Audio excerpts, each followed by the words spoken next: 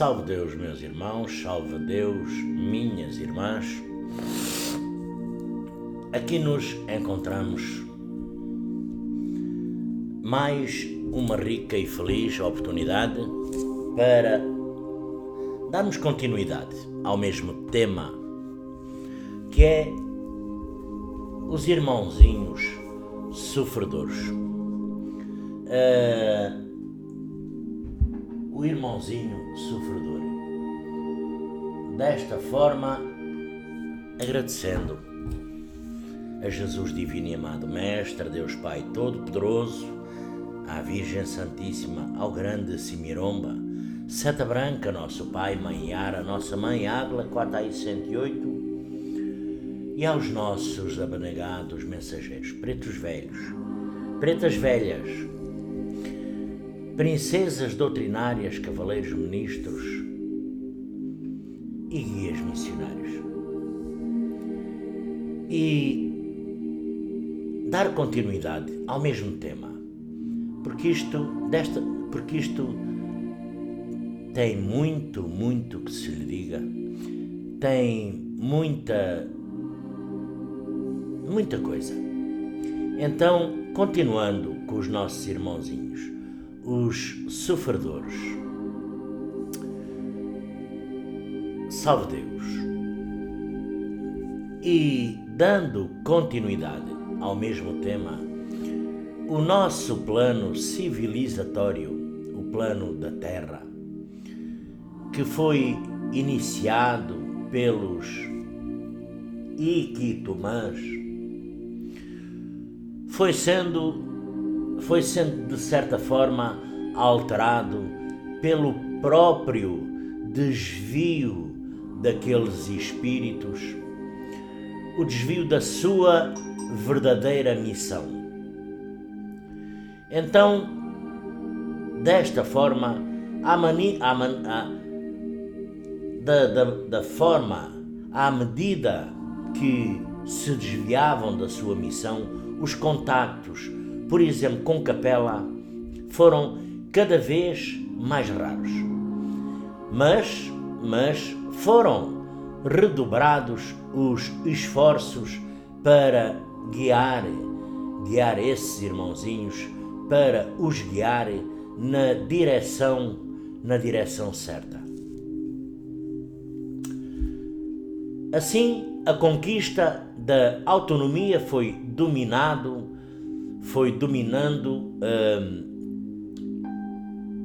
e os afastou cada vez mais dos planos originais, sendo determinada a sua extinção, determinado pelos grandes orixás.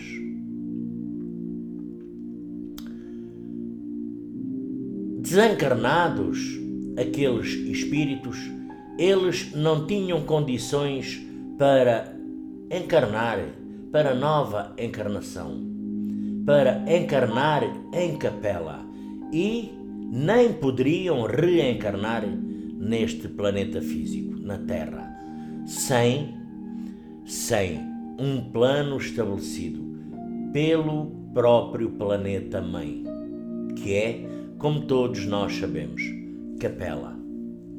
Desta forma, permaneceram então no etérico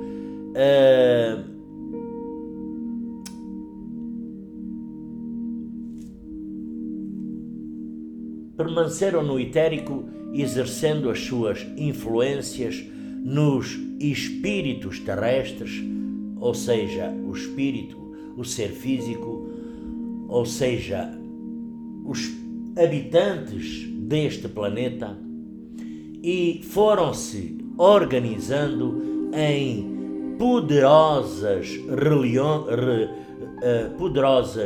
legiões, poderosíssimas legiões de seres etéricos, porque eles pertencem ao mundo espiritual.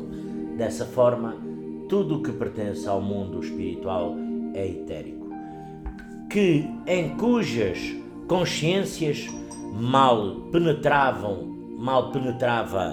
a voz do Espírito, aprisionados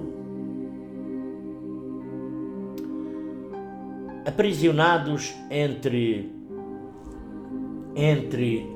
duas dimensões. Dessa forma, esses espíritos se apegaram aos corpos físicos, nós, iniciando desta forma um processo obsessivo. Mas um processo obsessivo em larga massa, em larga escala, em larga quantidade, em sua força, em sua força. Desta forma, em massa, fazendo com que nos últimos 5.000 anos,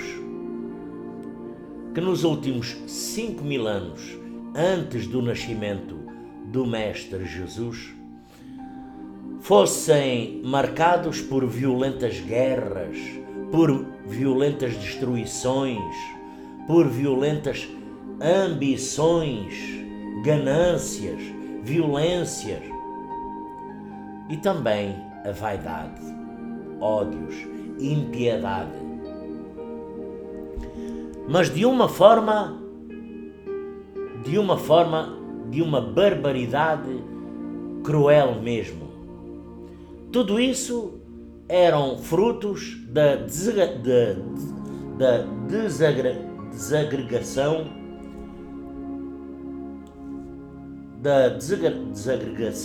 progressiva da mente humana, sujeita às almas deformadas, surdas das suas consciências, da voz dos seus próprios espíritos. Então, desta forma, formou-se assim a grande massa de sofredores para a nossa doutrina. Para a nossa doutrina, o sofredor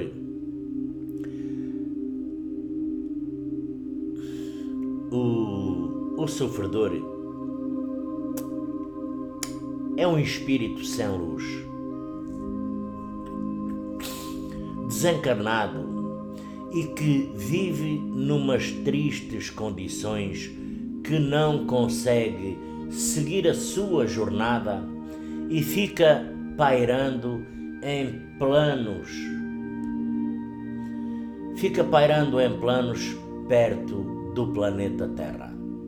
Porém, a mente, a consciência, eles habitam sem luz, sem a luz solar, a luz do sol, sem ouvirem os barulhos sem sons ou quaisquer outras formas energéticas do plano físico. Desta forma, influenciando espíritos,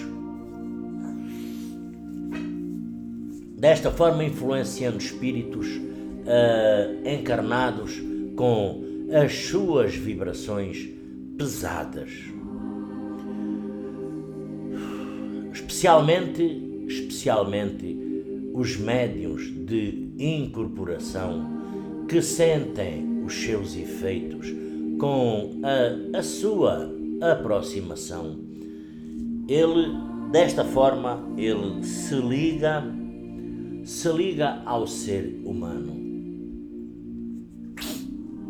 Se liga ao ser humano pelo padrão vibratório e só tem acesso quando a vibração do encarnado, do ser físico, desce até à sua. Isto geralmente o espírito sofredor continua com as impressões do mal, que o levou ao desencarne.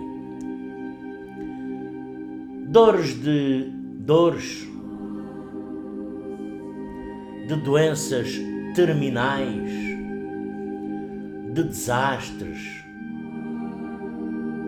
E desta forma tem grande apego pelas coisas materiais.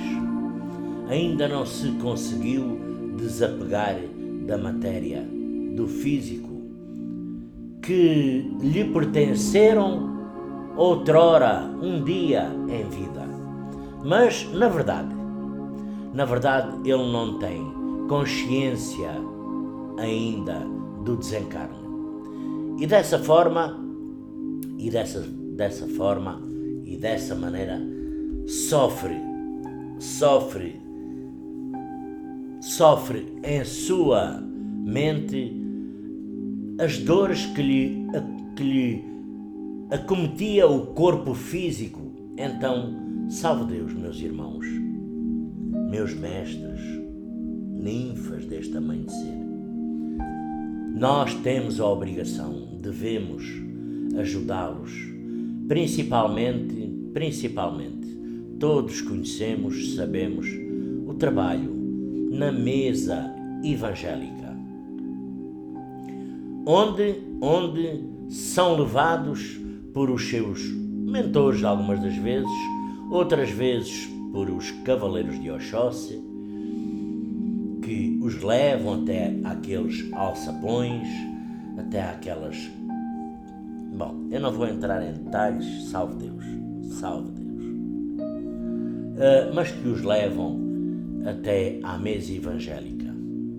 Muitas das vezes são os próprios mentores, para que possam receber a doutrina, a emanação de amor, com muita humildade, com conhecimento, com respeito, e o choque magnético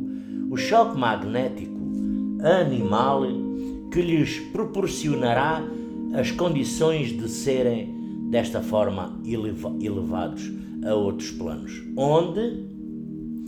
onde serão recolhidos em casas transitórias, albergues, hospitais e dependências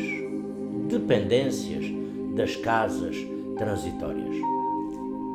Para, salve Deus,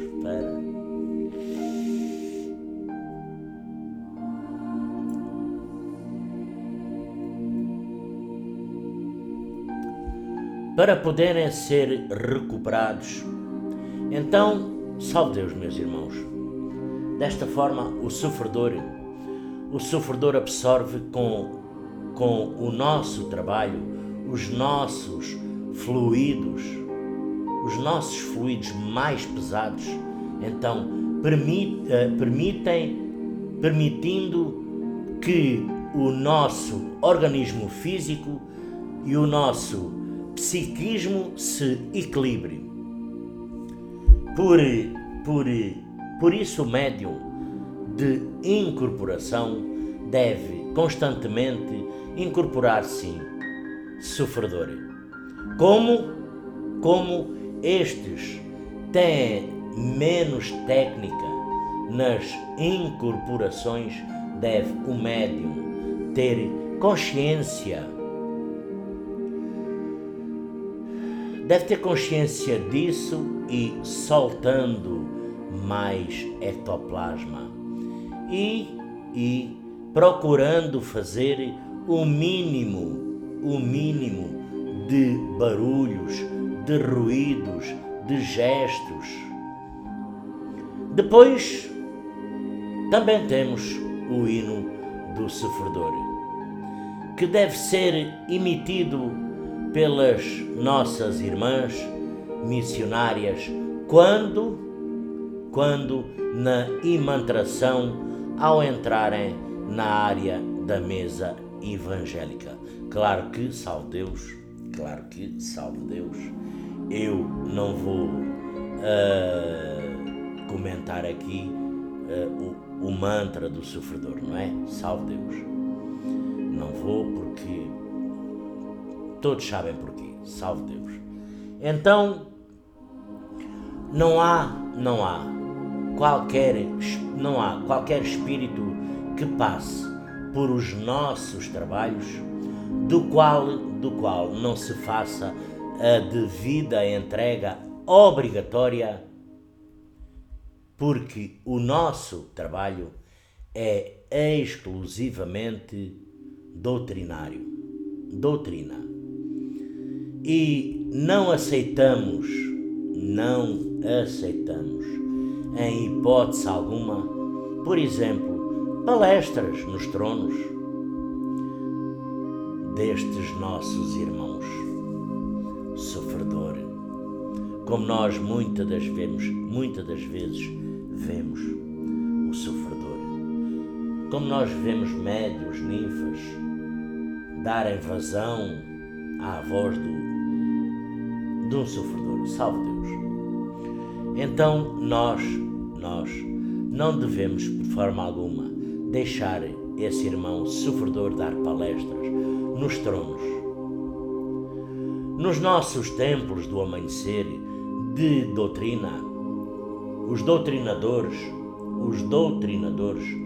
com entidades que não sejam os nossos mentores, espíritos doutrinários, mesmo fora dos templos. Eu já muitas vezes li e até inclusivamente está escrito por nossa querida mãe, nossa tia, nossa mentora Ágla Quatai 108, que os doutrinadores que palestraram com, por exemplo, Exus e por diante, atrasaram as suas vidas. Isto, estou-me lembrando aqui de nossa mãe, salve Deus, porque eles não se afastaram dos seus caminhos.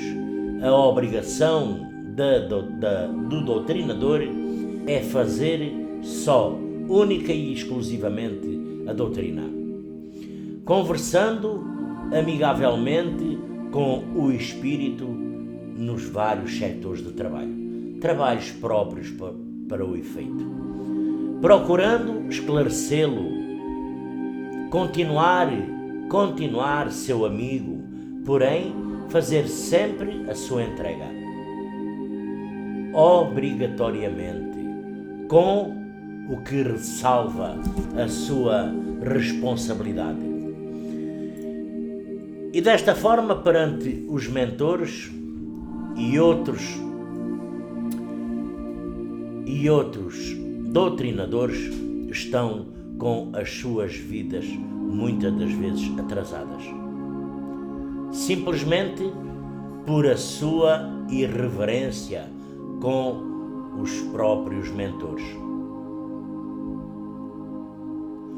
acendendo para estes muitas das vezes duas velas,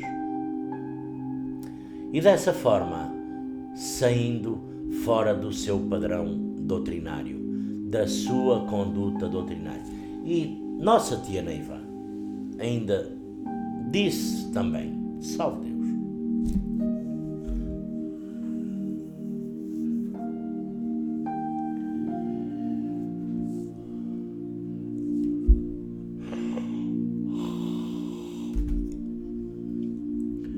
sempre disse, entre eu e os Exus há um laço de compreensão e respeito mútuo.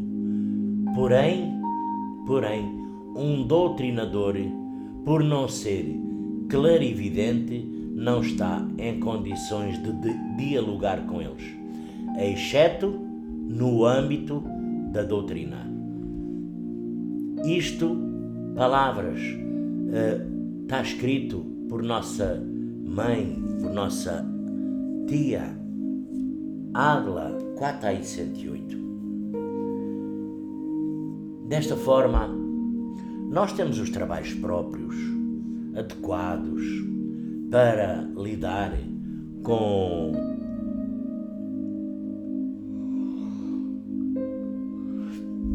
várias qualidades de espíritos. E também tem os trabalhos para a dialogação, não é? Das cobranças. Não é apanhar, não é ir a um trabalho desses, ser doutrinador, quando o cobrador vem fazer a elevação e seguir. Não. O doutrinador pode fazer a sua elevação, mas se não houve o diálogo, como é que ficou? Como é que ficou essa cobrança? Superou? Não superou? Como é que ficou? Afinal. Pois é que há muitos trabalhos que tem que haver diálogo. E a maioria dos trabalhos não há qualquer diálogo. E desta forma eu também vou acabando o meu diálogo, agradecendo por mais esta rica e feliz oportunidade. Agradecer a Jesus divino e amado Mestre, a Deus Pai Todo-Poderoso, ao grande Simiromba Seta Branca, nosso Pai, e a nossa Mãe, Águila Coatei 108, e aos nossos mentores, aos pretos velhos, princesas doutrinárias. E, vindo aqui à mente, Tiãozinho, está ali. Tiãozinho, Pai João de Enoque, que sempre nos auxilia, observa e ajuda. A todos desejo uma linda e abençoado fim do dia, desejando e emanando para todos vós muita sorte, muita saúde, muita paz, muita harmonia e muito equilíbrio. Salve Deus e graças a Deus.